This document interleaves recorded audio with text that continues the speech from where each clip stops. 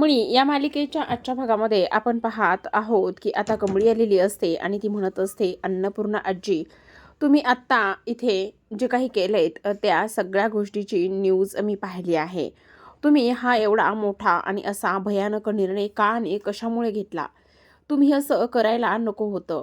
आता मला सांगा, मला माहिती आहे त्या लोकांनी तुम्हाला नक्कीच कशाबद्दल तरी ब्लॅकमेल केलं असेल आणि त्याचमुळे तुम्ही हा एवढा मोठा निर्णय घेतला असेल, असं इकडे ती बोलते.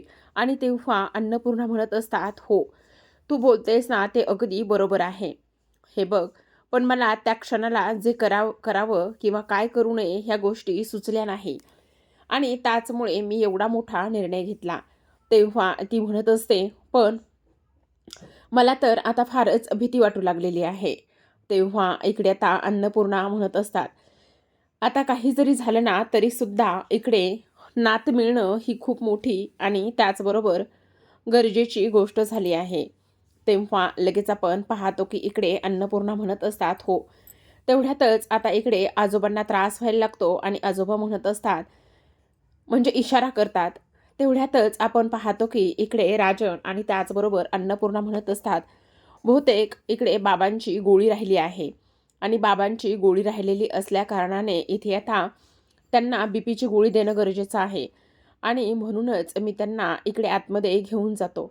असं इकडे आता ते लोक बोलत असतात आणि तेव्हा कमळीला समजतं की बाबांना नक्कीच काहीतरी दुसरी गोष्ट सांगायची आहे आणि त्याचमुळे बाबा असं काहीतरी बोलत आहेत, करत आहेत. आता इकडे कमळी विचारामध्ये गुंतलेली असते आणि कमळी विचारामध्ये गुंतल्यानंतर आपण पाहतो की आता इकडे दुसऱ्या बाजूला कामिनी म्हणत असते, हे बघा, काही जरी झालं ना तरीसुद्धा एक गोष्ट मात्र लक्षात ठेवा, इकडे त्या गौरीचा काहीतरी बंदोबस्त केलाच पाहिजे. आता तुम्हाला मी सांगते ती एक गोष्ट लक्षात ठेवा.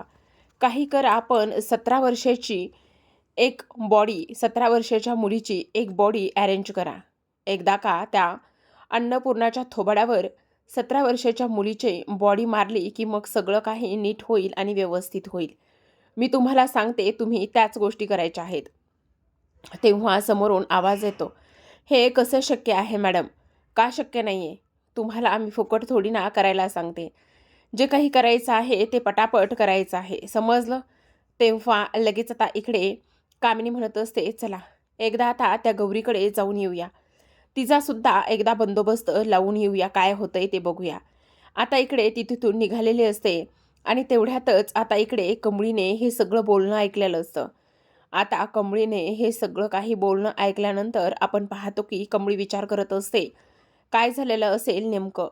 म्हणजे ही जी काही आजी आहे ती आजी कशाबद्दल आणि कोणाबद्दल बोलत असेल ह्या गोष्टी मला इथे कळतच नाही आहेत. ह्या कडू आजीचा पाठलाग करा पाहिजे. म्हणून ती लगेचच आता त्या कडू आजीच्या पाठी लागत असते आणि ती जिकडे जाईल तिकडे निघालेली असते. तेव्हाच आपण पाहतो की इकडे आता कामिनीची गाडी पुढे असते आणि कमळी रिक्षामध्येच पाठलाग करत असते. कामिनीला एका पॉईंटला असं वाटतं की माझा कोणी पाठलाग करत आहे का? आणि तेव्हाच ती विचार करते की नाही नाही, माझा कशाला कोण पाठलाग करणार आहे? आता इकडे कमळी म्हणत असते, ही कडू आजी नेमकी चालली कुठे? मला पूर्ण खात्री आहे की काही जरी झालं ना तरीसुद्धा मी ह्या कडू आजीचा पाठलाग करणारच आहे. पण मी ऋषी सरांना इकडे बोलावून घेऊ का? तेव्हा त्या रिक्षावाल्या दादाचा इथे ती फोन घेते आणि इकडे ऋषीला कॉल करते. ऋषी हा बाईकवरच असतो. आता अननोन नंबरवरून फोन आला आहे ही गोष्ट तो पाहतो आणि तेव्हा लगेच फोन उचलतो. कोण बोलतोय असं विचारतो. तेव्हा तिकडून कमळी म्हणत असते, ऋषी सर, मी कमळी बोलायले. अगं पण हा कोणाचा नंबर आहे? ऋषी सर, हे बघा, आत्ता ना ती कडू आजी म्हणजे कामिनी आजी कुठेतरी निघाली, चालली बघा. आणि मला त्या गोष्टीची पूर्ण खात्री आहे की नक्कीच काहीतरी होतंय आणि ती नक्कीच इकडे कुठेतरी चाललेली आहे. म्हणजे मला असं वाटतंय की ती जी चालली आहे ना ती काहीतरी गोंधळ आहे आणि मला असं वाटतंय की ती स्केच आर्टिस्टकडेच चाललेली आहे आणि म्हणूनच मी इथे सांगते. तेव्हा ऋषी म्हणत असतो, काय केलेस कमळे, हे तू वेडी आहेस का? मी तुला सांगितलं होतं ना की असं काही करू नकोस म्हणून आणि तुझा तू अभ्यास कर म्हणून. हे बघा ऋषी सर, मी अभ्यास केलाय. आता आपण मी तुम्हाला कुठे आहोत? MIDCच्या रोडवर आहोत, तुम्ही या ताबडतोब. ऋषी म्हणत असतो, बरं ठीक आहे, मी येतो. असं म्हणून आता ऋषीने फोन ठेवलेला असतो आणि फोन ठेवल्यानंतर आता ऋषीसुद्धा तिकडे निघालेला असतो. दुसऱ्या बाजूला आपण पाहतो की आता कामिनी तिथे पोहोचलेली असते. कमळी तिला शोधत असते आणि तेव्हा तिच्या लक्षात येतं की कामिनी नक्कीच इथे कुठेतरी गेलेली आहे. आता इकडे कामिनी सरूसमोर म्हणजेच गौरीसमोर येते आणि गौरीसमोर आल्यानंतर इकडे आता ती म्हणत असते, "काय मग? काय चाललेलं काय आहे? आता तुझे दिवस भरलेले आहेत. कितीही काही जरी झालं ना, तरीसुद्धा मी तुला जिवंत सोडणार नाही. ही गोष्ट मात्र तेवढीच महत्त्वाची आहे. समजलं तुला? हे बघ, तुझं ह्या जगामध्ये असणं अजिबात योग्य नाही किंवा गरजेचं नाही आहे. तुला ह्या जगामध्ये राहण्याचा सुद्धा अजिबात अधिकार नाही आहे. आता एकदा तुझी मुलगी कोण आहे आणि ती कुठे आहे ह्या गोष्टी आणि तेच बरोबर तो मला सगळा पत्ता सांग आणि सगळा पत्ता सांगितल्यानंतर इथे मी तुला सुद्धा सोडून देईल. सांग, तुझी मुलगी कोण आहे आणि ती कुठे आहे? मी आता 100 पासून मोजायला सुरुवात करते. जोपर्यंत तू मला इथे सांगत नाहीस ह्या सगळ्या गोष्टी, तोपर्यंत मी शांत बसणार नाही, असं सुद्धा आता इकडे ती बोलत असते. तेव्हा इकडे आता गौरी फारच घाबरलेली असते. ती आता विचार करत असते की काय करावं आणि काय नाही ह्याच गोष्टी मला इथे समजत नाहीत. हे कामिनी आता गौरीला फारच त्रास देऊ लागलेली असते आणि गौरीला त्रास देत असताना ती म्हणत असते, "सोड, सोड." तेव्हा ती म्हणत असते, "अगं सोडणार तर अजिबातच नाही. पण तुला एक गोष्ट समजते का? काही जरी झालं ना तरीसुद्धा सगळ्यात महत्त्वाचं म्हणजे तू तुझ्या मुलीचं आणि त्याचबरोबर इथे तिचं नाव सांगून टाक. एकदा का तू तिचं नाव सांगितलंस ना, तर मग मी तुलासुद्धा सोडून देईल आणि तिलासुद्धा काही एक करणार नाही. हा माझा तुला इकडे वादा आहे, वचन आहे." तेव्हा लगेच आता इकडे तिला रागच आलेला असतो. ती फार इकडे गयावया करत असते, पण कामिनी काही केल्या शांत बसत नाही. तेव्हा इकडे आता गौरी विचार करू लागते, काय चाललंय हे सगळं माझ्यासोबत? आणि इकडे आता दुसऱ्या बाजूला कमळी त्या लोकेशनवर जाऊन पोहोचलेली असते आणि तिथे जाऊन पोहोचल्यानंतर ती म्हणत असते, काय चाललं असेल हे सगळं? म्हणजे ती कडूआजी आत्ता इथेच कुठेतरी मला दिसली होती. पण आत्ता ती कुठे गेली असेल? इकडे कामिनीने 3, 4, 2 असं काउंट करायला सुरुवात केलेली असते. तर आता कमळी तिथे जाऊन पोहोचते आणि पोहोचल्यानंतर तिथे एक सीडी असते. त्या सीडीला ती हात लावते. तर आतमध्ये कामिनीचा काउंट हा सुरूच असतो. आतमध्ये कामिनीचा काउंट सुरू असताना शेवटी 2, 1 आणि असं म्हणताक्षणी बाहेरून कसला तरी आवाज येतो. आता बाहेरून कसला तरी आवाज आला आहे ही गोष्ट ती धावतच येऊन बाहेर पाहत असते, की बाहेर नेमकं आहे तरी कोण? आणि त्याचबरोबर इथे ह्या वेळेला हा सगळा गोंधळ कसा आहे? तिथे लिहिलेलं असतं परवानगीशिवाय आतमध्ये येऊ नका म्हणून. मग हा सगळा गोंधळ आहे कशाचा असा इकडे ती विचार करत असते. तेवढ्यातच तिथे असलेली सीडी आणि ते सगळं काही खाली पडतं. तेवढ्यातच आता इकडे कामिनी बाहेर येते. कामिनी बाहेर आल्यानंतर कमळी समोर दिसते आणि तेव्हा कमळी म्हणत असते, "काय हो कडू आजी, काय करताय तुम्ही? आणि हे कोयता हातामध्ये कशाला आहे?" आता इकडे कामिनी म्हणत असते, "तू इथे यावेळेला काय करतेस?" आणि मनातच बोलत असते, "ही कमळी ना प्रत्येक वेळी मध्ये-मध्येच करते. काय करावं ह्या पोरीचं मला तर काहीच कळत नाही. मला तर फारच राग येतोय ह्या पोरीचा." असा सुद्धा ती इकडे विचार करत असते. तेव्हा कमळी म्हणत असते, "मी तेच विचारते, तुम्ही इथे काय करताय कडू आजी?" पण आता कामिनी काहीच बोलत नाही. कामिनी विचार करू लागते, "मला तर असं वाटतंय ह्या पोरीला सुद्धा आता आतमध्ये घेऊन जावं आणि त्याचबरोबर आतमध्ये घेऊन गेल्यानंतर इकडे त्या गौरीबरोबर हिला सुद्धा मारून टाकावं." आता इकडे कमळी आत जाण्याचा प्रयत्न करत असते, पण कामिनी मात्र तिला आतमध्ये जाऊ देत नाही. पण तरीसुद्धा इकडे कमळी तिच्यावर भारी पडते आणि तिच्यावर भारी पडून ती आतमध्ये जात असते. आता आतमध्ये गेल्याच्यानंतर समोरचं दृश्य पाहता क्षणी कमळीच्या पायाखालची जमीनच सरकते. कारण समोर असतं दुसरं-तिसरं कोणी नाही, तर तिथे स्वयंपाक करणाऱ्या काही बायका असतात आणि स्वयंपाक करणाऱ्या काही बायकांना इथे कमळी समोर पाहते. तेव्हा तिला आश्चर्याचा धक्काच बसतो. तिला असं वाटत होतं की नाही, इथे नक्की स्केच आर्टिस्ट वगैरे असेल. तेव्हा ऋषीसुद्धा तिथे येतो. आता ऋषी तिथे आल्यानंतर अजूनच कामिनीला आश्चर्य वाटतं आणि ती विचार करू लागते की हे सगळं काय आहे? त्याचबरोबर ह्या सगळ्या कोण आहेत? असा इकडे ती विचार करते. आता ह्या सगळ्या काही गोष्टींचा इथे विचार केल्यानंतर आपण पाहतो की इकडे लगेच जी काही कमळी आहे ती पाहत असते. आता कामिनी म्हणत असते, "का गं कमळे, का? का अशी माझ्या हातपाय धुवून मागे लागली आहेस? तुला काय वाटलं इथे काय असेल म्हणून? तुला काय वाटलं सांग ना? तुला असं वाटलं का की इकडे मी कोणाला तरी डांबून ठेवलंय? अगं, पडद्याआड आणि त्याचबरोबर कोणाच्याही नजरेस न येऊन करण्याचं काम मी इथे करते. आणि तुला एक गोष्ट सांगू का सगळ्यात महत्त्वाची म्हणजे? हे बघ, आता मी हे सगळे कामं का करते? तर तुला सांगते.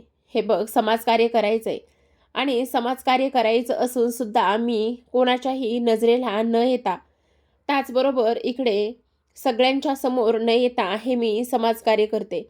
मला इकडे कोणाला दाखवायला, दिखावा करायला अजिबात आवडत नाही. हेच माझं सत्य आहे." असं सुद्धा ती इथे बोलू लागते. तेव्हा हे सगळं काही बोलत असताना इकडे आता ऋषीला ती म्हणत असते, "काय रे ऋषी, ही पोरगी तर माझ्या हातपाय धुवून मागे लागलेलीच आहे. आणि तू सुद्धा असा हातपाय धुवून मागे लागला आहेस का? का असं करतोयस रे? नेमका तुम्हा लोकांना काय प्रॉब्लेम आहे माझा? आणि तुम्ही लोकं का असे करताय?" तेवढ्यातच तिथे असलेल्या बायका म्हणत असतात, "कामिनीमुळे इथे आम्हाला रोजगार मिळतोय. आज त्यांच्यामुळे आमची खूप जास्त पैशाची जी चणचण होती ती भागली जाते. ह्या सगळ्या गोष्टी फक्त आणि फक्त इथे कामिनीमुळेच अशक्य झालेल्या आहेत." आता इकडे कामिनीचं एवढं सगळं काही कौतुक होत असताना आपण पाहतो की फारच आनंद कामिनीला होत असतो. तर कमळीला आश्चर्य वाटत असतं. तेव्हा कमळी शांत असते. पण कामिनी म्हणत असते, "बघितलंस का? ऐकलंस का गं? ए बाई, ए कमळे, तू ऐकलंयस का? की हे सगळं काय आहे, कशा पद्धतीने होतंय, ह्या सगळ्या गोष्टी तू ऐकल्यास का? तुला तर माझ्यावर अजिबातच विश्वास नाहीये. पण तुला आता माझ्यावर विश्वास ठेवावाच लागणार आहे." "अरे ऋषी, बघितलंस का? ह्या बायका बोलत आहेत. हे सगळं मी बोलत नाही, तर ह्या सगळं काही बायका बोलत आहेत. अजून सुद्धा तुम्हाला ह्या गोष्टीबद्दल शंका आहे का? हे बघा, असं नका करू. तुम्हाला मी खरं सांगत आहे. एक गोष्ट मात्र माझी नीट लक्षात ठेवा. हे बघा, असं दुनियेच्या आडून आणि त्याचबरोबर इतरांना ह्या सगळ्या गोष्टी दाखवायला मला आवडत नाहीत. आणि म्हणूनच होता होईल तेवढं पुण्य मी ह्या हाताने असं नजरेआडूनच करते. कारण ह्या बायकांना ₹2 मिळावे, त्याचबरोबर इकडे रस्त्यावरच्या गरीब आणि अनाथ मुलांना, अनाथ आश्रमामधल्या सुद्धा लोकांना 2 वेळचं जेवण मिळावं म्हणून मी हे सगळं काही करत आहे. आणि त्याचबरोबर तुम्हाला आणखी एक गोष्ट सांगू का? मला सगळ्यांसमोर इथे देखावा करायला अजिबात आवडत नाही. अरे, ह्या कमळीचं एक ठीक आहे, म्हणजे मान्य आहे मी सुरुवातीला 1-2दा चुका केल्या आहेत. त्यामुळे ह्या कमळीला माझ्यावर राग आहे. आणि त्या कमळीला माझ्यावर राग असल्याकारणाने मी तुम्हाला ते सगळं काही समजू शकते, मला मान्य आहे. पण ऋषी, तुझं काय रे? तू सुद्धा ह्या कामिनी आत्यावर राग धरलायस आणि त्याचबरोबर तिला तू दोषी मानतोयस. का रे असं ऋषी? अरे, मान्य आहे की मी चुकले. पण माणूस हा फक्त प्रत्येक वेळी चुकतच असेल असं नाहीये ना. आणि त्याचमुळे मी तुम्हाला दोघांना सुद्धा सांगते, हे बघा, माझ्यावर विश्वास ठेवा आणि मी काही एक चुकीचं करत नाही आणि करणार सुद्धा नाही. तेव्हा इकडे आता हे सगळं काही बोलत असताना कामिनी अगदी सावसूतपणाचा आव आणूनच सगळं काही शिताफीनेच ती खोटं बोलत असते. तेव्हा कमळीला म्हणत असते, "हे बघ कमळे, मला माहिती गं, तुला माझ्या नातीचा म्हणजे माझी नात आहे थोडीशी अल्लड आणि थोडीशी फटकळ आहे. तिचा तुला फारच राग येतो. पण प्रत्येक वेळीस तू आमच्यावर राग धरशील किंवा संशय धरशील असं तर नाही होऊ शकत ना. खरं सांगू का कमळी, काय गं, ना तू आमच्या नात्याची ना गोत्याची. तरीसुद्धा तुला आमच्या घराविषयी, महाजन घराविषयी एवढा पुळका का आणि कशामुळे आहे गं? खरं तर तू गावाकडून इथे शिक्षणासाठी आलेली आहेस. मग माझं काय म्हणणं आहे, गावाकडून शिकायला आलीस तर तेच करावं तू. शिक्षण घ्यावं, त्याचबरोबर सगळ्या गोष्टी व्यवस्थित जिथली तिथे कराव्यात. हेच मला वाटतं बघ.